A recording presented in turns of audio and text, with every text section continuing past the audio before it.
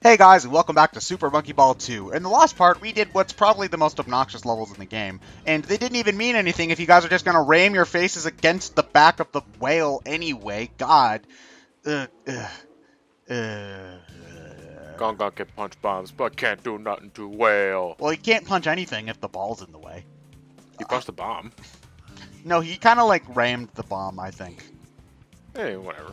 How are you guys also sitting down? You're, whatever. Also, Dr. Bad Boon is wearing Heelys.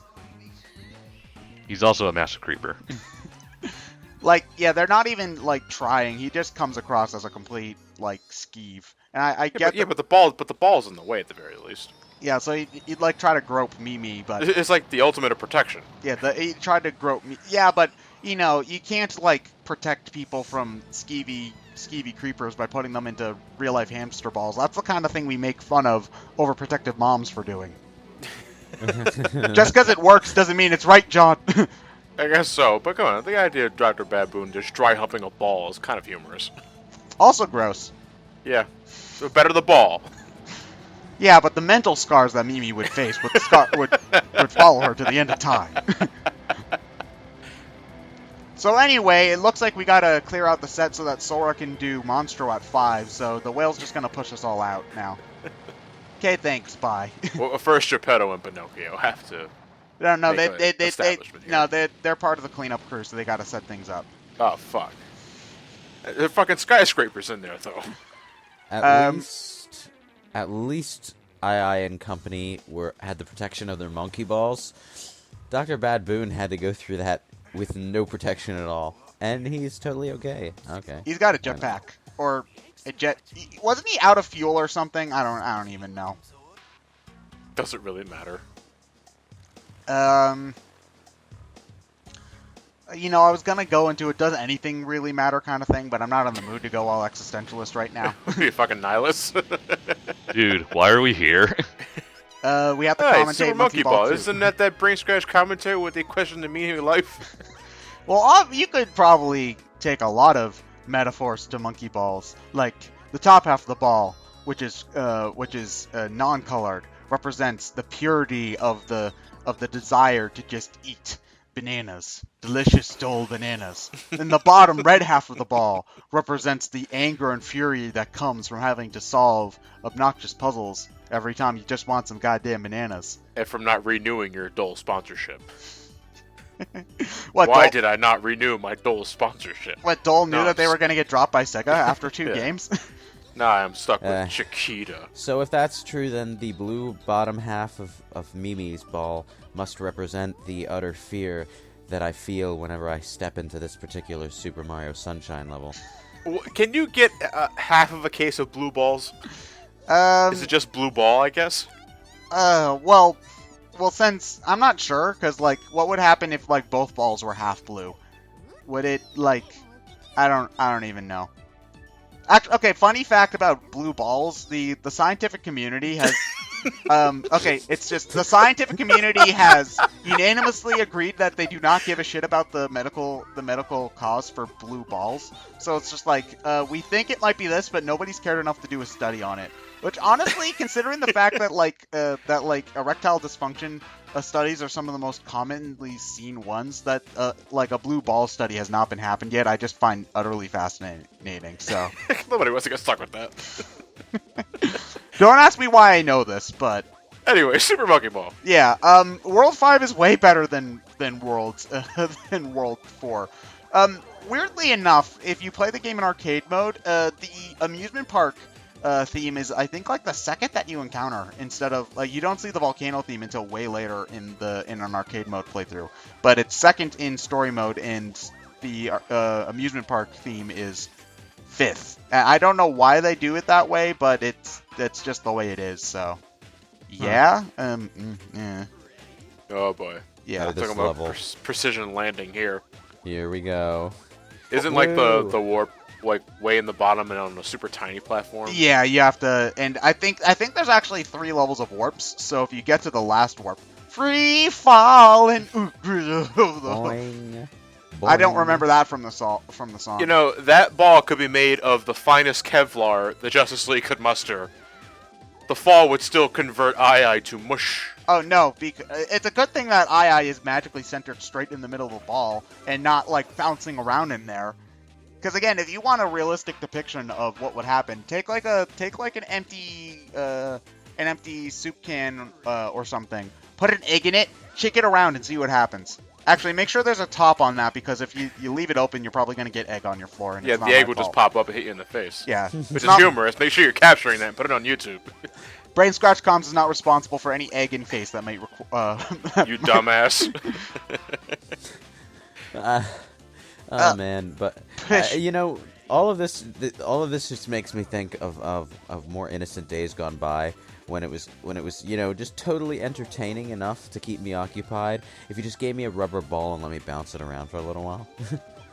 No, social media has spoiled us, honestly. Like, the ability to check anything on our phone has given us such tiny attention spans that I get... Okay, so the final Smash Direct happened yesterday at the time of this recording. And so on Monday, when they had announced that some of the stuff from the update leaked, I went on a social media blackout because I didn't want to be spoiled for it. And I was so bored, guys. I mean, granted, you gotta pop in a game, man. You could have recorded something for us, but no. I reread the Red, Blue, Yellow Pokemon Adventures arc, which is actually really good. I liked it a lot. So, Pokemon Adventures. Yeah, it's a good manga. But yeah, but goddamn, I was so bored. So yeah, social media has spoiled all of us and our attention spans. I had a bit of like a horrible realization at one point.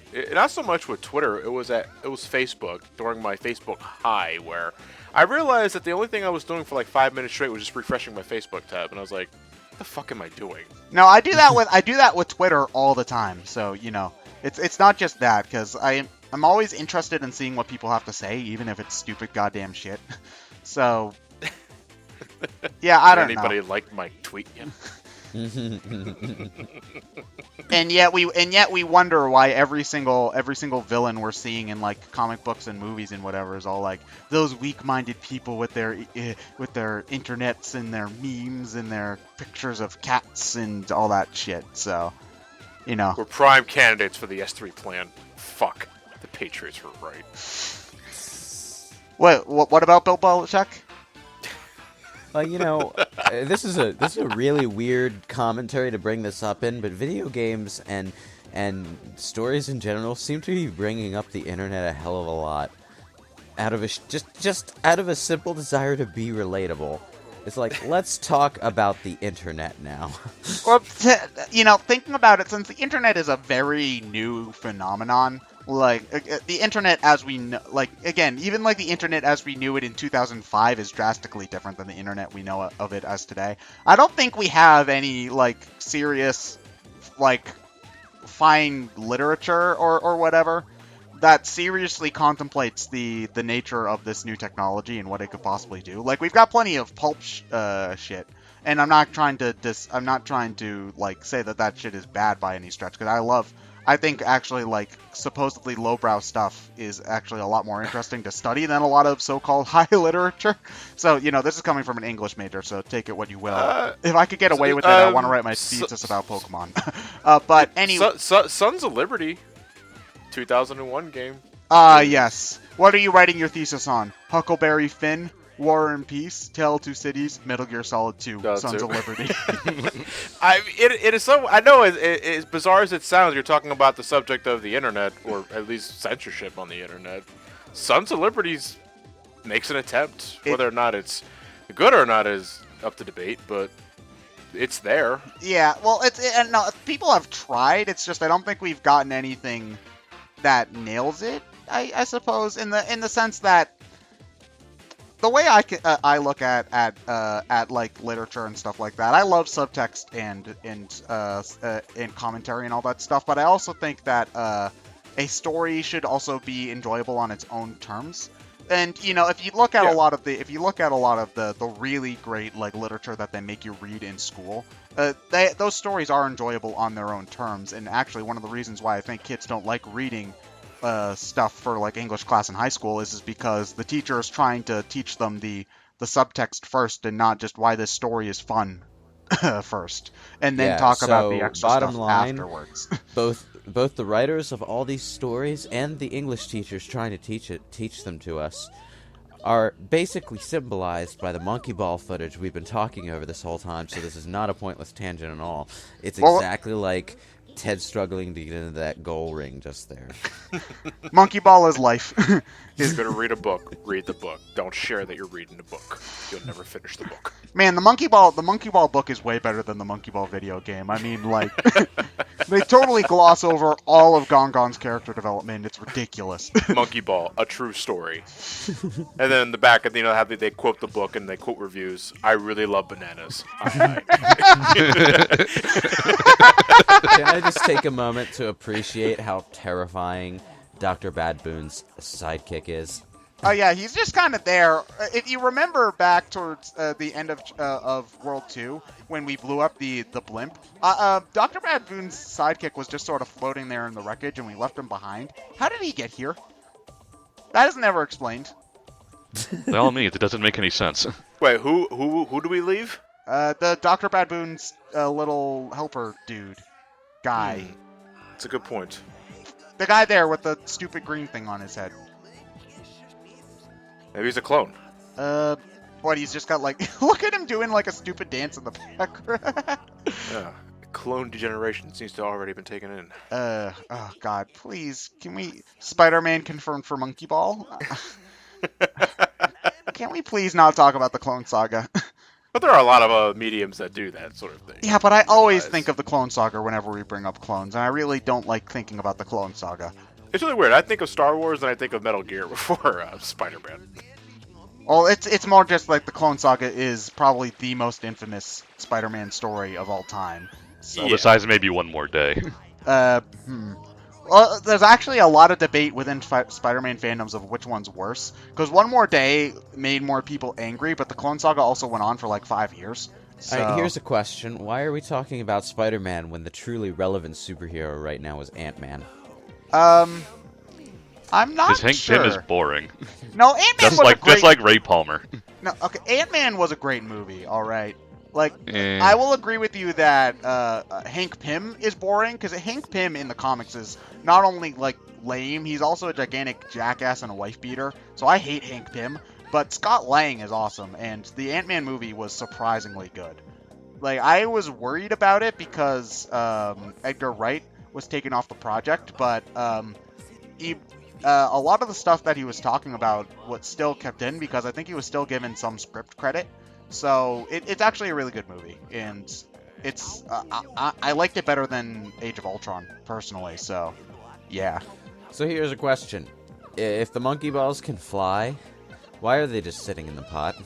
Because they're tiny. I don't know. They have to do their I poo spell to fly. Well, or there's something. your answer right there. She just sort of flew up and went up his nose. And oddly enough, even though she went up his nose, we're not getting a Fantastic Journey episode. Instead, next pot, we get... next pot, we're gonna go park our Says the car in Bostonite. Harvard Yard. Only you can't actually park your car in Harvard Yard because there's like a giant fence there, and it's not a goddamn parking lot, you fucking tool. Okay, sorry, I'm done. All right, then.